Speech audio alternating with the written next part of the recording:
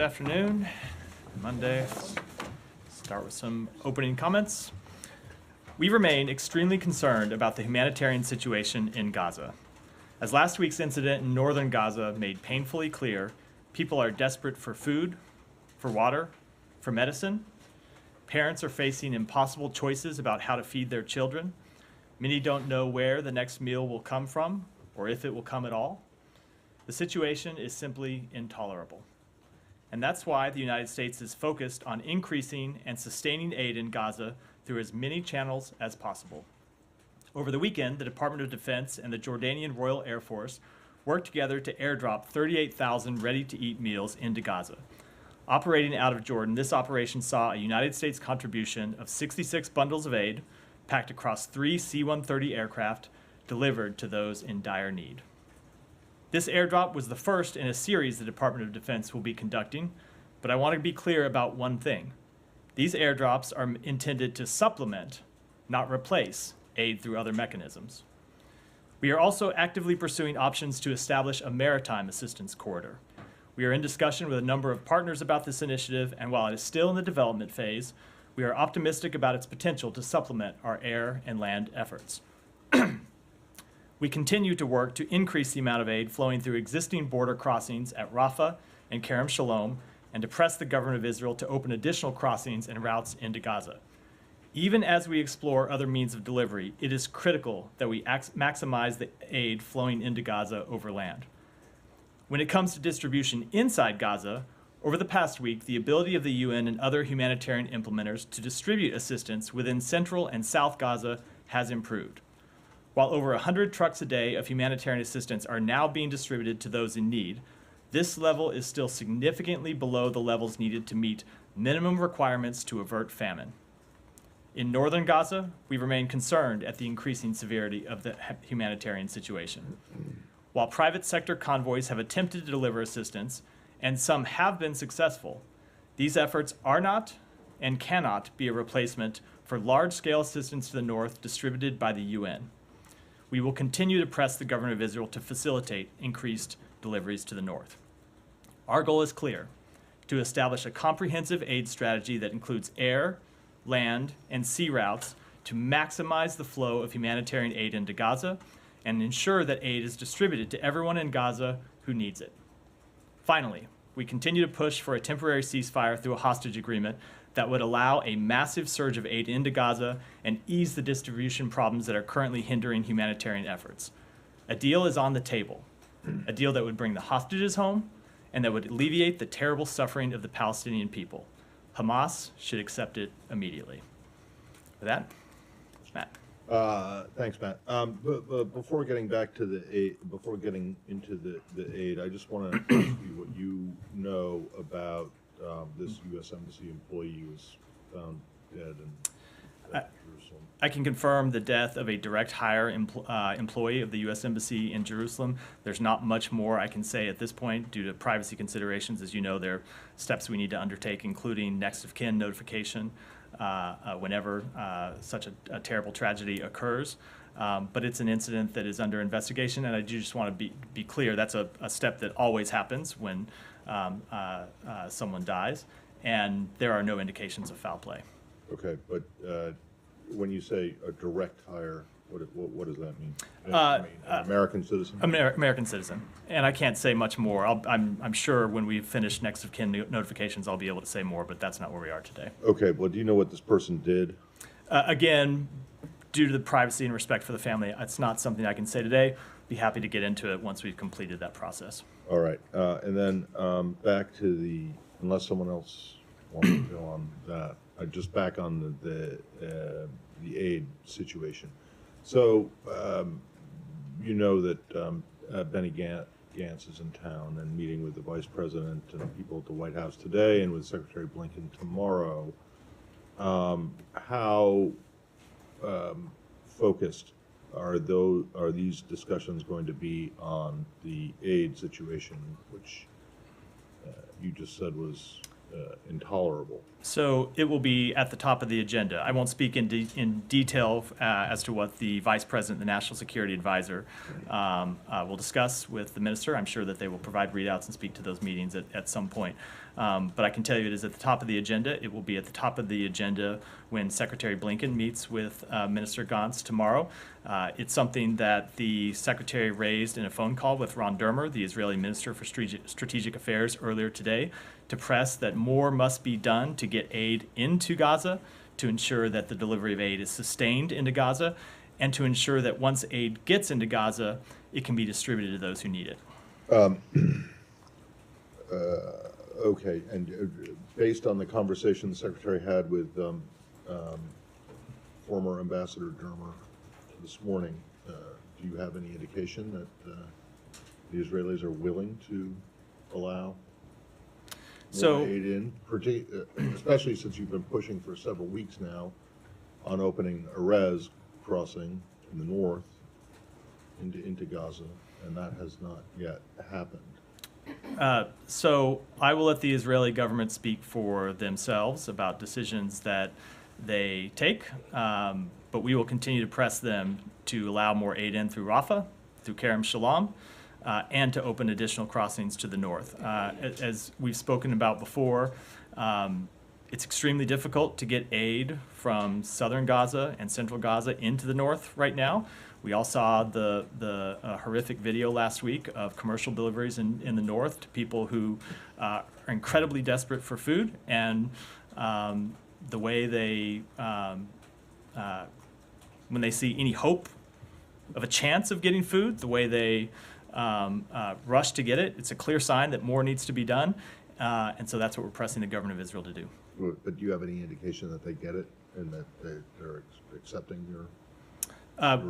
Again, I don't want to speak for them, but it's something we're continuing I'm to not asking you to press. speak for them. I'm asking you to tell me whether, or tell everyone here what, whether or not you think that your arguments are having an impact. It is an issue that we remain incredibly focused on.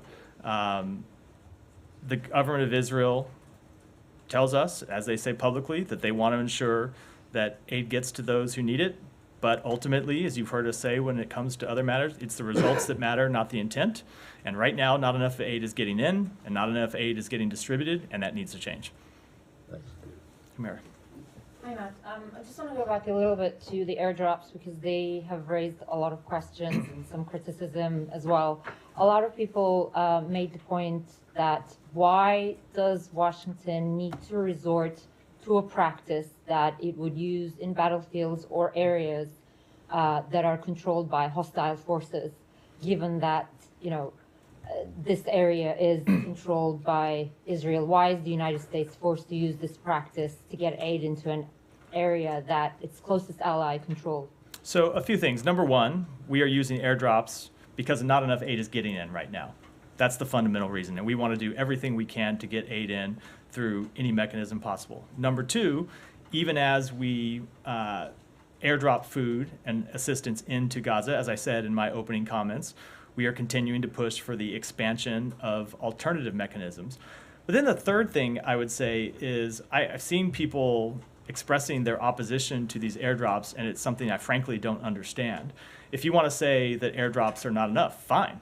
We would agree with that proposition. As I said, we want to see aid come in through a maritime delivery route, and we're exploring one. We want to see aid come in through the crossings that are already open but need to be increased. And we want to see aid come in through additional crossings that are open.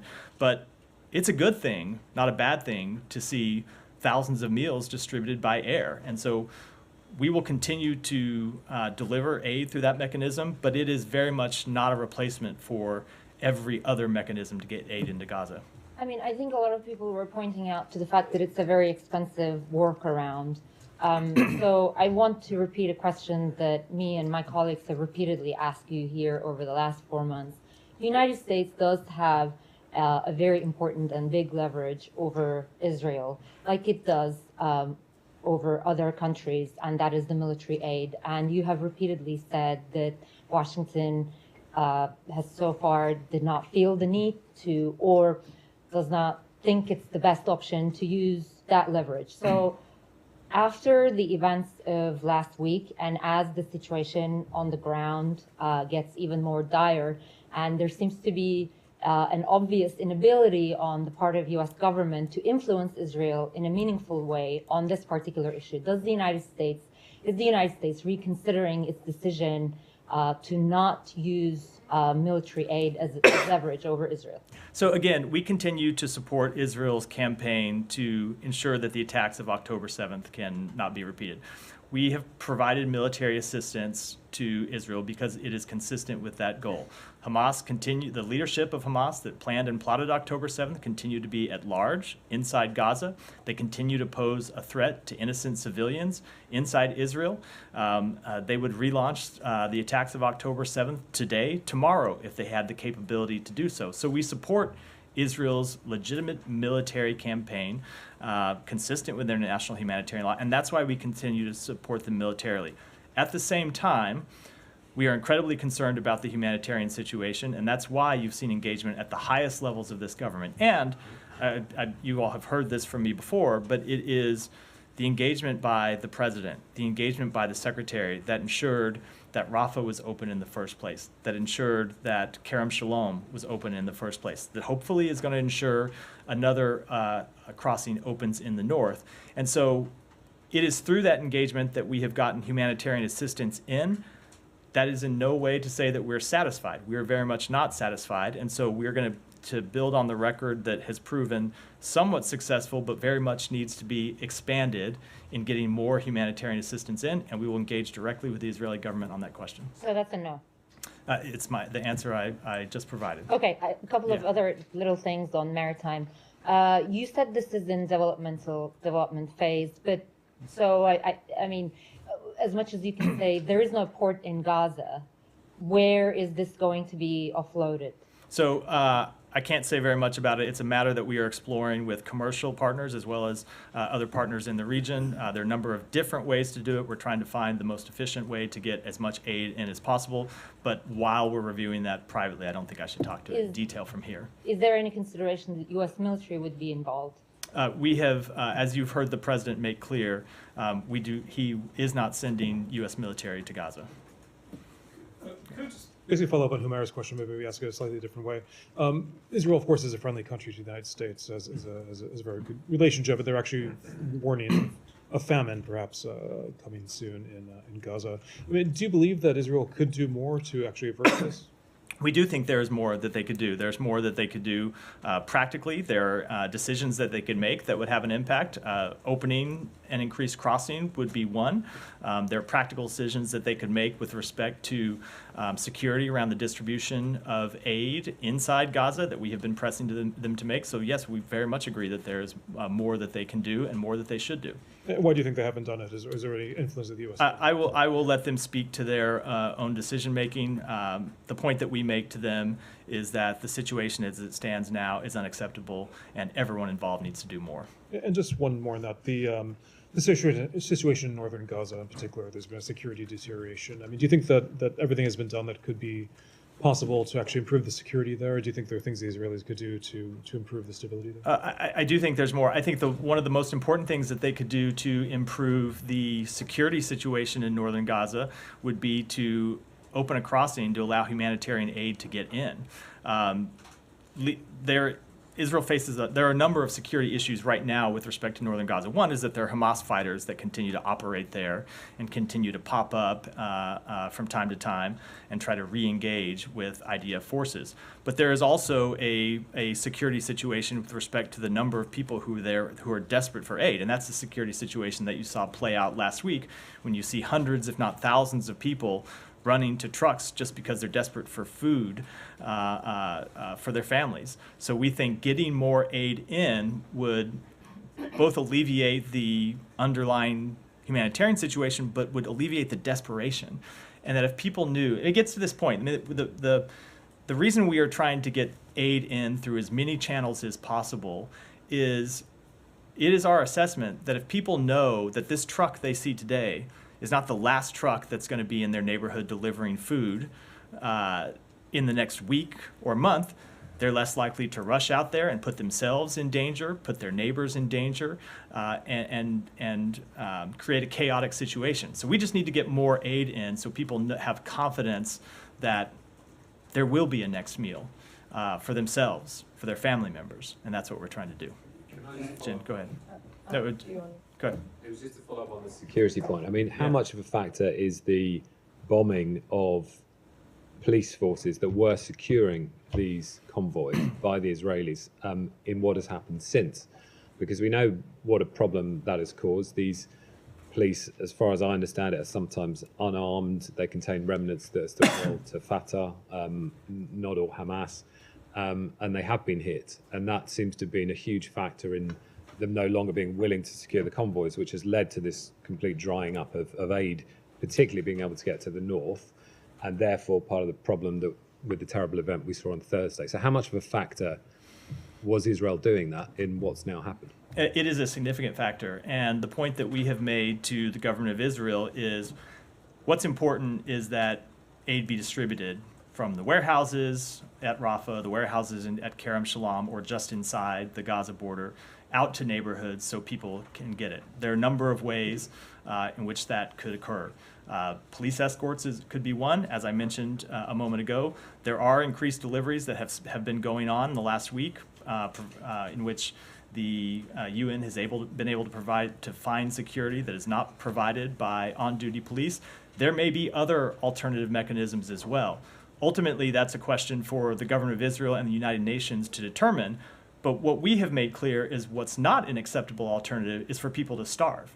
And so whatever the security situation is that needs to be established to ensure that those trucks can delivered needs to be done. And Israel we will be happy to work with Israel and with the United Nations to find the best alternative to ensure that those trucks can safely deliver their food, their water, their medicine.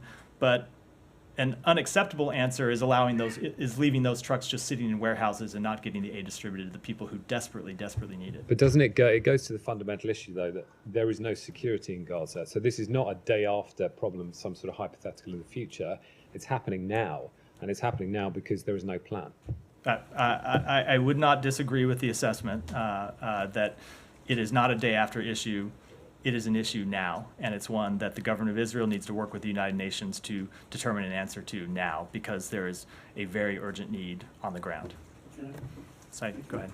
Yeah. Sorry, I was supposed to come to you, but no. Thank you, Matt. A couple of things in your response to Humaira and to Shen on what happened last Thursday. You're saying that we've seen what desperate people needing food and so on. What could are you saying that the tragedy was the result of the stampede of people? There's an investigation ongoing by the government of Israel. I know they've released a preliminary assessment, but there's a further investigation going on. But clearly, the reason all those people were out there in the first place at 4:30 in the morning, I think it's easy to lose sight of that. This is not in the middle of the day. It's 4:30 in the morning. Right. And the reason that many people were out there was because they're so desperate for food and assistance. When aid trucks roll in, especially in the middle of the night, you shouldn't have to see people swarming them for aid. They should have confidence that aid will be distributed, but they don't right now, and for good reason, because aid hasn't been getting there and they're desperate to feed their families. Okay, but you don't doubt that the Israeli military fired on those people? That there were gunshots? They have offered a public assessment of what's happened, and they said that they did fire in one context. We do not have any independent confirmation of how the actual events rolled out. I know that there are differing assessments and conflicting evidence about what happened, which is why we're going to wait the outcome of the investigation. Yeah, but I mean, as wonderful as it is to send them aid by airplanes, I mean, 38,000 meals, that's like 0.0717 to each one person. I mean, that's a very small amount. The best way, obviously, is via ground. And the U.S. can't send in trucks. I don't think that the Israelis would shoot or would fire on, American-controlled trailer trucks and so on. So I think you number one are missing everything I just said, both in my opening comments please don't interrupt, because I didn't interrupt you, about the fact that these airdrops are intended to supplement, not replace. And while they are insufficient by themselves, they are still important and will provide meals to people who otherwise did not have them. So we do feel they meet a critical need, and we will continue them. But that does not change the fundamental underlying issue, which is we do need to get more aid in through land delivery and potentially through sea delivery, and that's what we're trying to accomplish. Yeah. First of all, I'm not dismissing the value of that. In fact, I asked the question last week if the U.S. would do something like this. Nor was I interrupting you. I'm just saying I realize that it's it's an effort, but it's a very small effort. There are other ways, and even by sea. I mean, I understand the U.S. military has these wonderful causeways. They can roll things in. They don't have to have a harbor and so on. But that is still inefficient. I mean, it's the United States and Egypt and so on. If there is a political decision, to ensure, I mean, to basically force Israel to allow trucks in, I believe that they will prevail. You don't think that the U.S. can prevail if it pressures Israel to allow these trucks in? We are making clear that more trucks need to come in from the senior-most levels of this government. Okay, a couple more questions. Of course, I think it was raised that there's something like 15 children that have already died of starvation in Gaza, and there seems to be maybe hundreds more in the coming days and so on. So the situation is very, very desperate. Let me ask you about UNRWA. Have you arrived at a decision on continuing aid or resuming aid to UNRWA? We have made clear that we are going to make that determination at the conclusion of the 2 investigations the UN is conducting with respect to UNRWA. Neither of those investigations has concluded at this Do point. you have any calendar or timetable on this camp? Because the people in UNRWA are saying that the situation is So it's a question you should direct to the UN about how long those 2 investigations will take. But you are not demanding that the UN, sort of speed up the process? I think it's in the UN's interest that the investigations be completed as soon as possible. I'm sure that they're well aware of that. And finally, I have one final. Can you share with us any update on the talks? On the hostage talks? Right. No, I'm not going to read those out in detail, other than to say, as I said in my opening comments, that there is a deal on the table, and that deal would get hostages out. It would deliver a temporary ceasefire of 6 weeks, and it would allow more aid to come in, so we hope Hamas will accept the deal. Jen. On the hostage talks, Matt, what do you make of the fact that Israel did not send a delegation to Cairo for these continued working level talks? I will let Israel speak for itself. We are engaged in the ongoing talks and want them to conclude Are you successfully. concerned that this indicates that they would not, accept any Hamas counter proposals? Israel has made clear that they want a deal to secure the release of hostages. They have been engaged to try to secure a deal to release hostages and achieve a temporary ceasefire, and we'll continue to engage with them in that And you regard. spoke of the Israeli investigation into what happened last Thursday. Would the U.S. support an independent investigation? So I've heard those calls for an independent investigation. I have, as yet, have not seen who people have in mind or what body they have in mind to conduct such an independent investigation. I did note that the UN says that it is sending UN staff into hospitals to look at the nature of the wounds to see if it was a small number of people who were killed by gunshot or whether it was a larger number, or whether the deaths came as a result of being run over by trucks or crushed in the horrific events that occurred. So it does appear the UN is conducting at least its own kind of assessment of what happened, and we support them doing that. And then on the Gantz visit, there's been a lot of political furor in Israel from Netanyahu and members of his coalition. Does the U.S., I guess, can you talk us through why you thought it was still appropriate to meet with Gantz? So Benny Gantz is a member of the War Cabinet, someone with whom the Secretary has engaged in his visits to Israel, someone with whom the Secretary has had one-on-one phone calls on repeated occasions when we're back here in the United States. So what ministers travel to the United States and how they make those decisions and how they coordinate it is ultimately an internal matter for the government of Israel to determine on their own. For our part, we find him an important figure inside the Israeli government to engage with, and given the number of issues that we have currently that we are in discussion with the government of Israel about, including the need to surge humanitarian assistance in. For our purposes, it's an important meeting to have. I have a couple on Haiti. Let's go ahead. We'll go ahead and go to Haiti, and I'll come back. Oh, go ahead.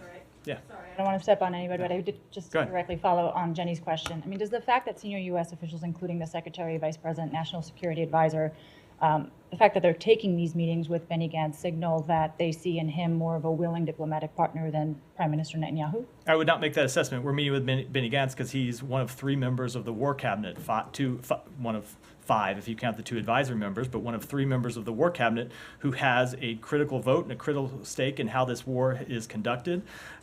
He has a critical voice in the delivery of humanitarian assistance. He's an important figure in the sitting government of Israel, and so that's why we engage with him. I mean, he's also a political rival of the sitting Prime Minister, and Prime Minister Netanyahu made clear that he disapproves of these meetings going forward. So in taking these meetings, did the U.S. consider that they might fuel political instability within the existing Israeli government? That is the various political intrigue inside Israel is ultimately a matter for the government of Israel and the political class in Israel that we take no position on. Secretary's met with Benny Gantz a number of times, met with him in the presence of the Prime Minister.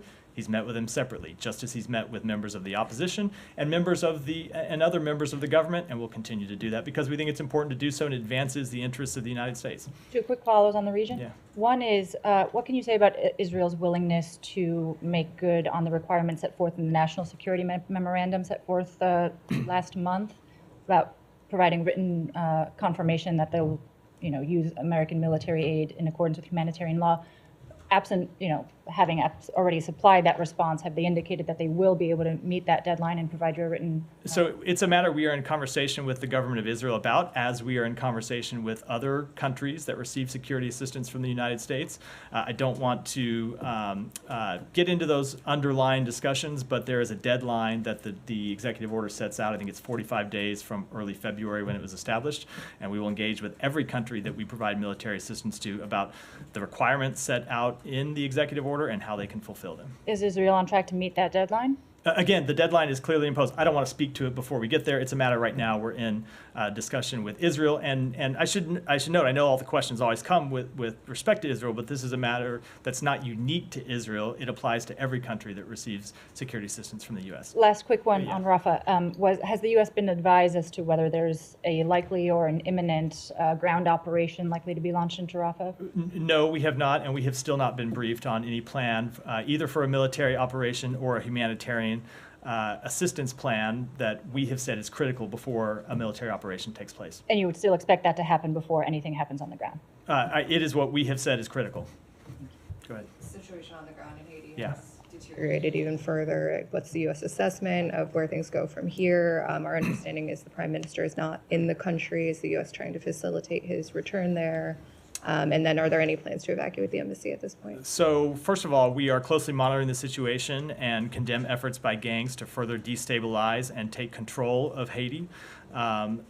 It's our understanding that the Prime Minister is returning to the country. We think it's important that he do so and that he be allowed to do so. Many of those responsible for the uptick in violence have been designated by the United States under the Global Magnitsky Act and illicit drug sanctions programs, and by other members of the international community under their authorities. And I think the actions you've seen these gang members take over the last few days shows exactly why they have been so designated. And it also underscores the urgency of finalizing the multinational security support mission to assist the Haiti National Police in dealing with the dire security situation on the ground. With respect to the embassy remains open. We announced yesterday that the embassy has moved to limited operations with no public services available the first 3 days of this week due to the ongoing violence in Port-au-Prince. Can I just follow up the? Yeah, Janny, I swear I'll come to you, but we'll Just- do this first, and then. So just the tense. The Prime Minister is returning to the country. Like, is he in the process of it?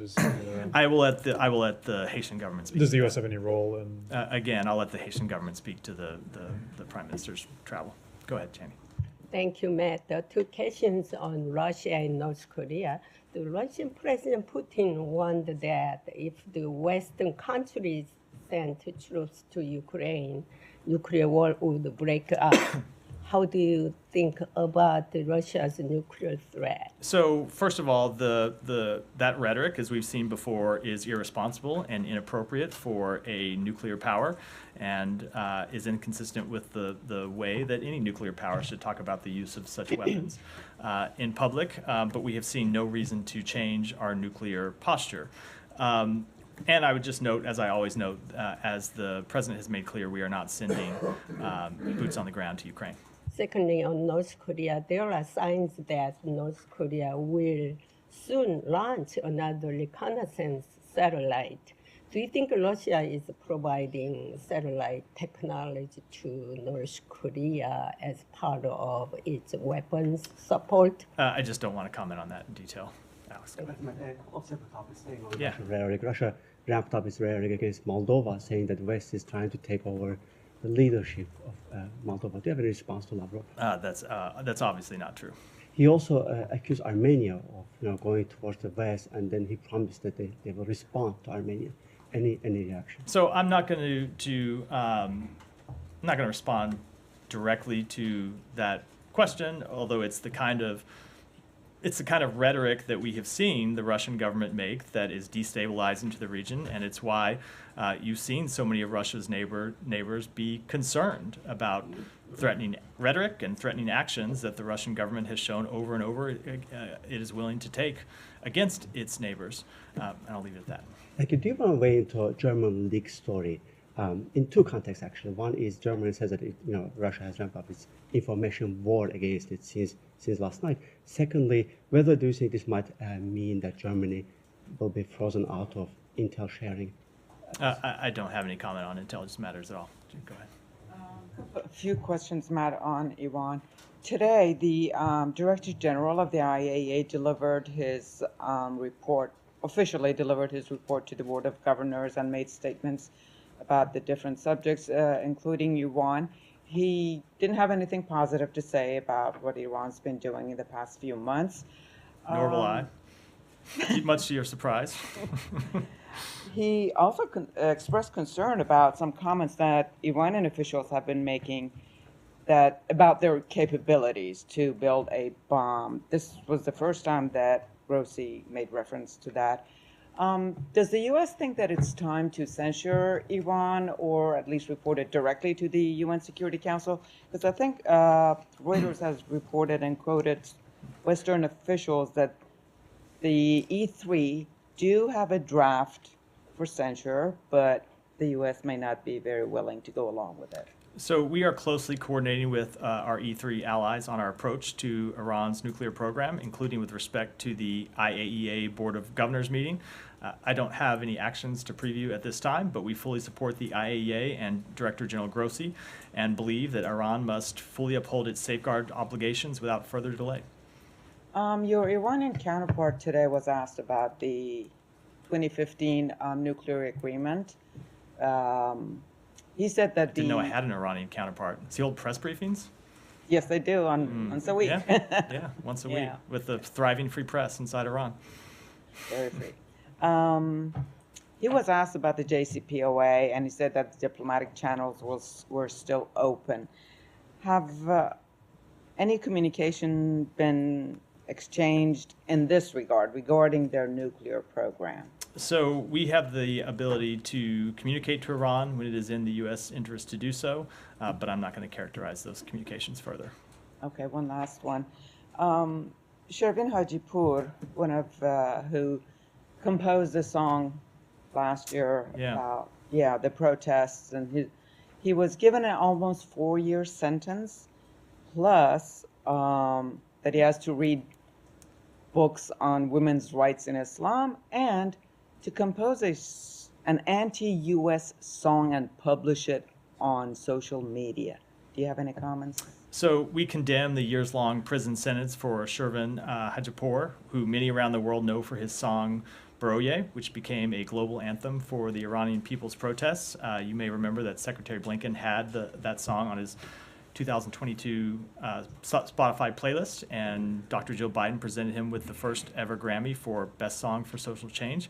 And I think the Iranian government's actions are just another signal of their intent to crack down on freedom of expression and repress voices inside their own society whenever possible. Yeah. I know you commented on this before the election, but the election, particularly the turnout, authorities are reporting it's 41%, which would be the lowest since the Islamic Revolution. Do you have any comment either on that turnout, whether you think that turnout is is accurate, but the overall historically low turnout.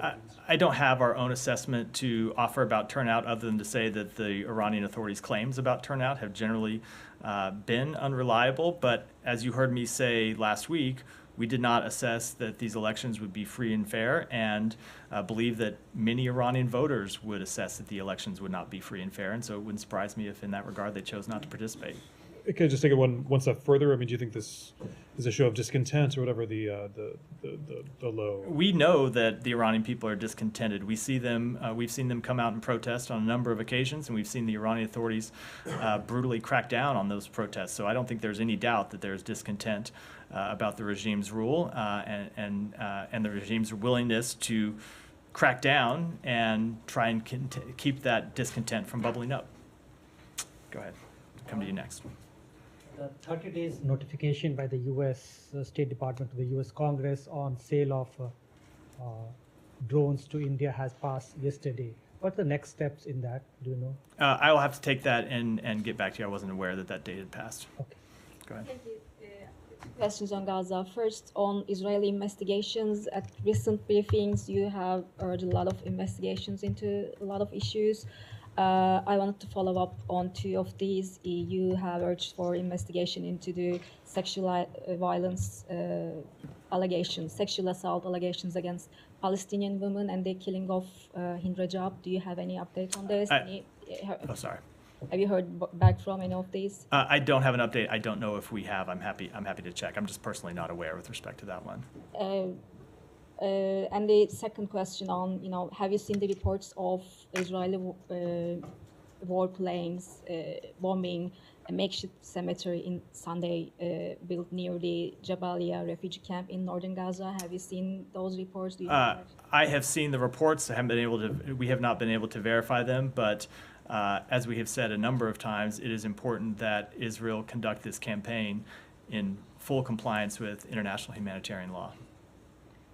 Go ahead. Thank you, sir. Shehbaz Sharif has been elected as the new Prime Minister of Pakistan. Would you like to comment on your expectations for bilateral relations with Pakistan under the leadership of Prime Minister Shehbaz Sharif? So I'm not going to speak with respect to the new Prime Minister, but as we've said before, we value our long-standing partnership with Pakistan and have always viewed a strong, prosperous, and democratic Pakistan as critical to United States-Pakistan interests, and our engagement with new Prime Minister Shehbaz Sharif and his government will continue to focus on advancing these shared interests. Sir, Maryam Nawaz, the daughter of former Prime Minister Nawaz Sharif, has been elected as the Chief Minister of the key province of Punjab in Pakistan, the country's first woman to hold the post. Despite facing fabricated cases and spending time behind bars, she emerged as a winner and the first woman Chief Minister of Punjab. In your opinion, how does her historic election signify progress for women's representation in Pakistani politics? So her selection as Chief Minister is a milestone in Pakistani politics. We look forward to cooperating with Pakistan more broadly on integrating women more fully into the country's political life, in the economy, including through the U.S.-Pakistan Women's Council, civil society, and other decision-making spaces. An inclusive Pakistan makes for a strong, prosperous country which all Pakistanis benefit from, and so we are always pleased when we see cracks in the glass ceiling anywhere in the world. Go ahead. No, go ahead. Go ahead first. Yeah, yes. Come to you in a while. Special Envoy Amos Hochstein is in Beirut today. He does not work for the State Department. He works for the White House, so I will defer to them for comment on Amos's travel. But the ambassador was him in his meeting. Again, these officials. Again, I'm going to defer to the White House for comment on the travel of a White House official. But Amos Hochstein has been engaged, as have people at the State Department, on trying to achieve a diplomatic resolution to the situation in the north of Israel. Go ahead. Thank you. Come to you next. Yes, you just called my colleague that Maryam Nawaz Sharif was a milestone, becoming the first female chief minister. Of Pakistan Punjab. has Of Punjab. Of Punjab, yeah. We have had a prime minister female, Benazir Bhutto, if you remember. I do. That does she not. was a milestone. I too. do. She absolutely was. It in no way changes. But you know, Maryam Nawaz Sharif was caught in the Supreme Court of Do you have a Pakistan. question? No, but are you aware that Maryam Nawaz was caught in the Supreme Court by presenting a fake Calibri font as well? I am not going to get into those underlying details. It's a matter for Pakistan, but we do believe her selection as chief minister is a milestone for Pakistan. Just one more question. One more question. Human rights, United Nations Special Rapporteur for Human Rights, Mr. Richard Bennett, urged countries to initiate a case against Taliban over women's rights. Last week, Karine and you spoke about having a,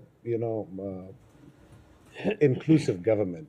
But the women's rights are totally forgotten. Can the U.S. at least urge, be a part of this case? Because this is a very genuine case. Millions of girls just across the border from Pakistan have been without education for 2 years now. So I can't speak to the specific case that you're referring to because I'm not aware of it. But of course, we have said it many times that the treatment of women and girls inside Afghanistan is deplorable. Humaira, you had something? Yeah. Thank you. Thank you, Matt. Just to go back to a couple of Israel-Gaza-related stuff.